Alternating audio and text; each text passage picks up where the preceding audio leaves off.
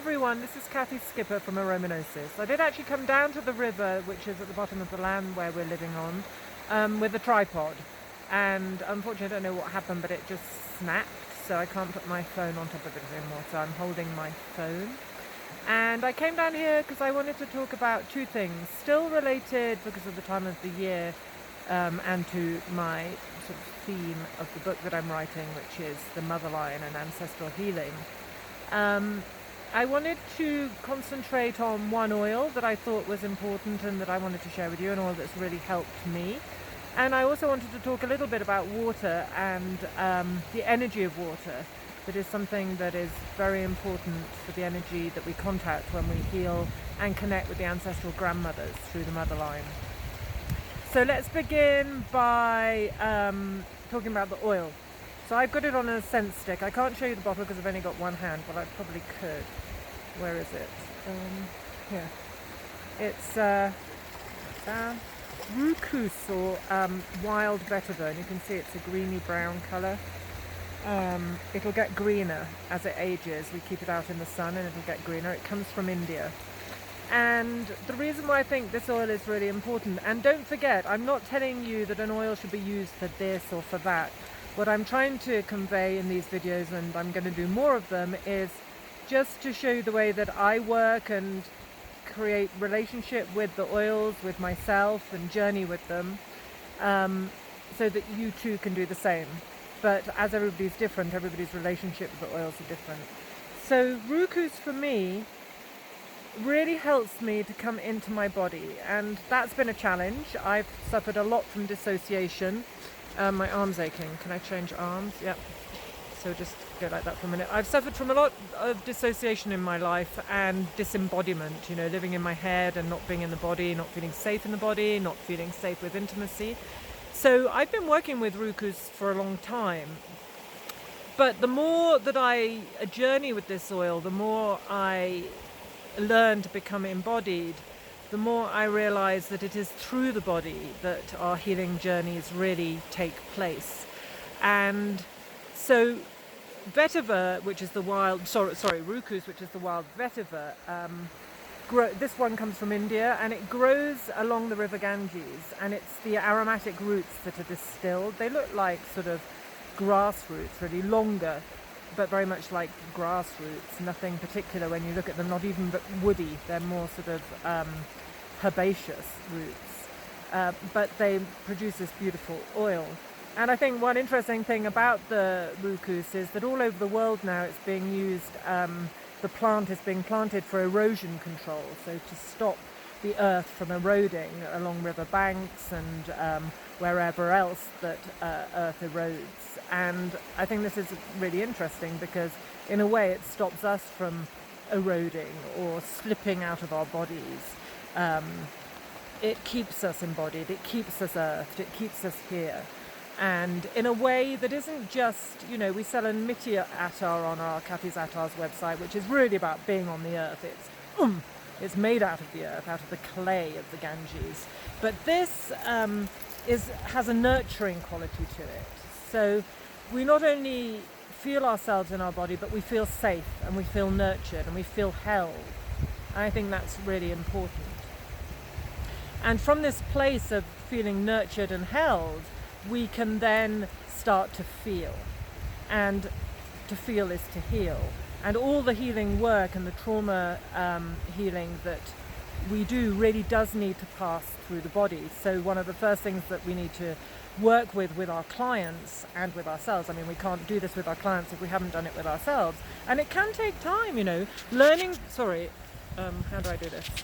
Learning to ground ourselves and feel safe in our bodies and to be here physically can, depending on each person's journey, take a long time.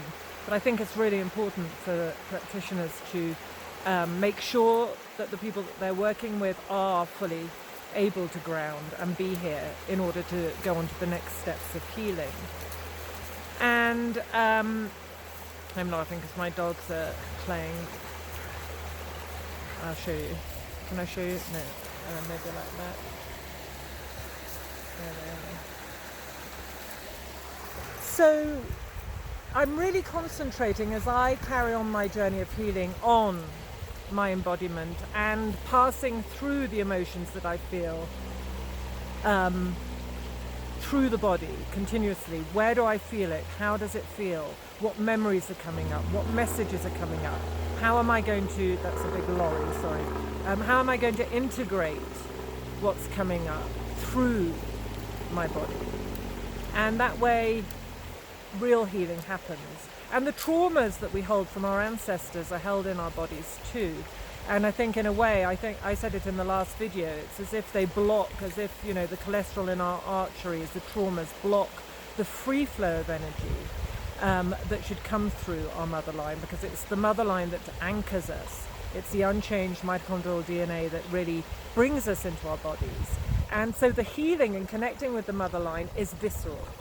And that's really what I wanted to say, helped by this oil which brings us into our bodies, that brings us into the here and now. When we connect and heal and work with our ancestral clans and the energy from our motherlines, we can feel it viscerally.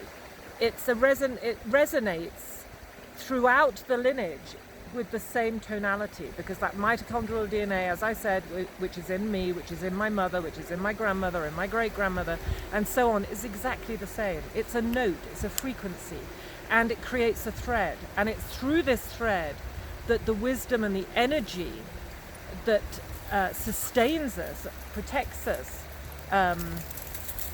guides us and supports us comes through. I feel it through, when I tune in, I feel it viscerally.